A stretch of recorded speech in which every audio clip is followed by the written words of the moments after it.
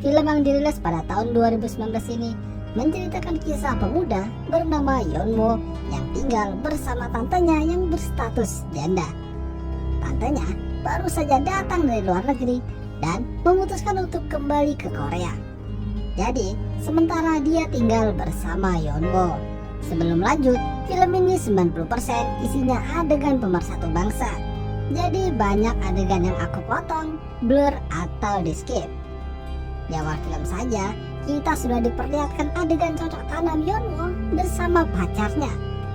Tapi aksi mereka terhenti karena kepergok sama tantenya yang tiba-tiba datang dari luar negeri. Tantenya terkejut melihat keponakannya itu malah asik cocok tanam di rumahnya sendiri. Yeonwoo yang menyadari itu langsung terdiam tertunduk malu melihat tantenya yang sedang asik menonton mereka bercocok tanam. Setelah itu, Yeonwoo dan pacarnya yang bernama Jinha disuruh keluar dari rumah. Sementara Jinha ngambek, Yeonwoo menelpon temannya untuk menjemput Jinha di sana. Tapi tampaknya temannya itu tidak bisa datang karena ada urusan. Jadi Yeonwoo yang akan mengantarkan pulang Jinha.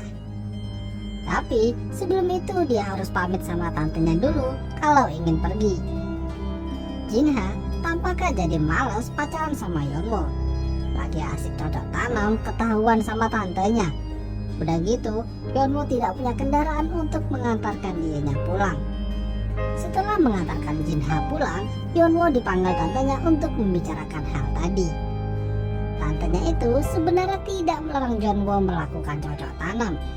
Tapi jangan melakukan itu di rumah. Dia bisa menyewa hotel atau kos-kosan untuk melancarkan aksinya. Jadi cowok itu ya minimal harus modal dikit. Yeonwoo malu mendengar perkataan tantenya.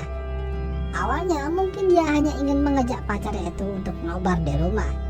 Tapi mereka keterusan dan akhirnya cocok tanam. Tantenya juga mengatakan untuk mencari pacar yang tidak gampangan. Dia tidak ingin Yeonwoo bernasib sama seperti tantenya.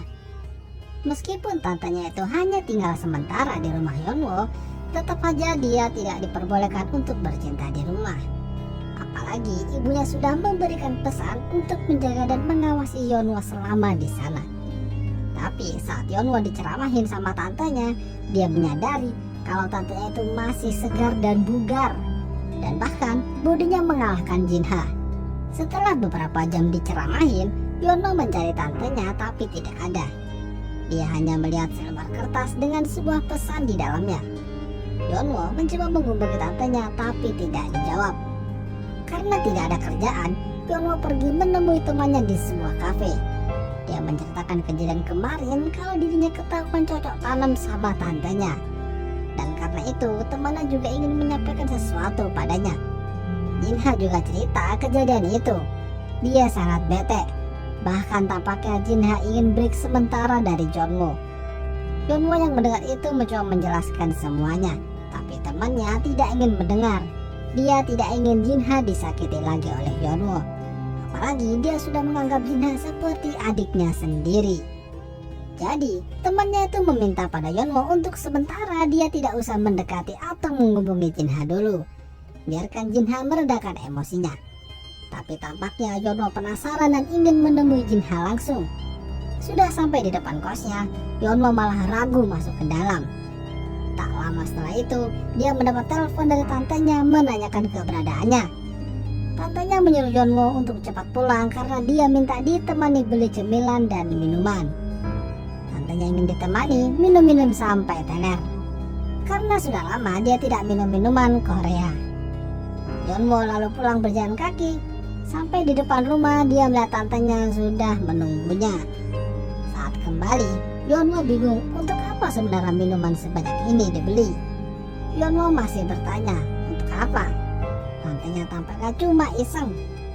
Lalu saat Yeonwoo mau masuk ke kamar, tantenya menahannya dan minta ditemani minum sambil ngobrol-ngobrol. Mau nggak mau, Yeonwoo menuruti kemauan tantenya. Apalagi dia juga lagi sutuk tentang percintaannya. Beberapa jam minum bersama, Yeonwoo tampaknya mulai mabuk dan ngelantur.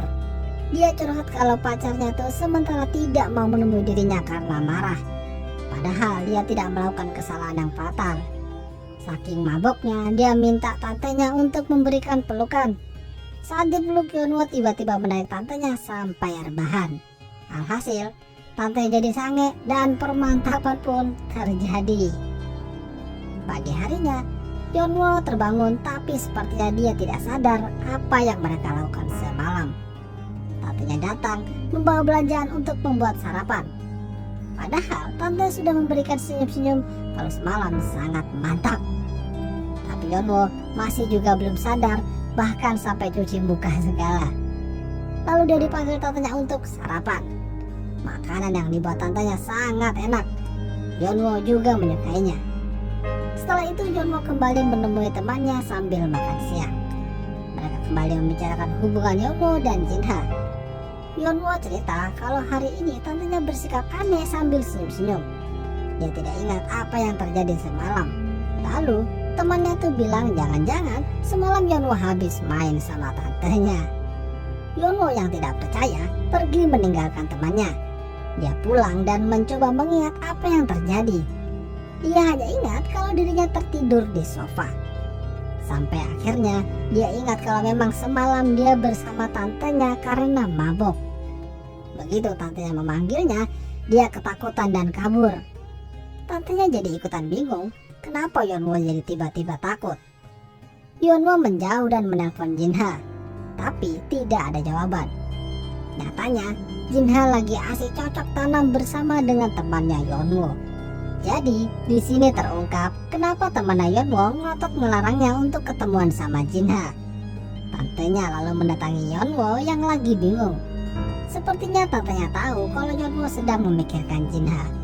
Si tante mencoba memberikan pengertian pada Yeonwoo untuk tidak usah lagi mendekati atau berharap pada Jinha. Jinha tidak cocok untuk Yeonwoo yang masih terlalu polos dan baik. Tantenya yakin kalau Jinha sekarang pasti sedang bersama pria lain. Tapi Yeonwoo tidak percaya dengan perkataan tantenya. Dia mendatangi rumah temannya itu untuk menemaninya mendatangi Jinha. Di sana dia terkejut melihat Jinha sedang berciuman dengan temannya itu. Bahkan mereka bermesraan. Alhasil Yeonwoo marah dan langsung memberikan bogem pada temannya. Di sini Jinha tampaknya ingin mengakhiri hubungannya dengan Yeonwoo. Dia sudah malas dengannya. Yeonwoo tidak masalah Jinha pergi dengan pria lain, tapi mengapa harus dengan temannya? Jinha dan temannya itu tidak ada hubungan apa-apa. Mereka hanya mencari kesenangan. Jinha lalu pergi, sementara Yeonwoo kembali memberikan bogem pada temannya itu. Pulang-pulang tantenya melihat tangan Yeonwoo berdarah. Tantenya marah dan langsung menamparnya. Tantenya yakin kalau dia habis berantem. Tapi Yeonwoo malah tertawa kalau itu bukanlah darah, melainkan saus bekas mie ayam. Setelah itu, mereka duduk bareng sambil minum-minum. Karena besok tantenya akan kembali ke luar negeri.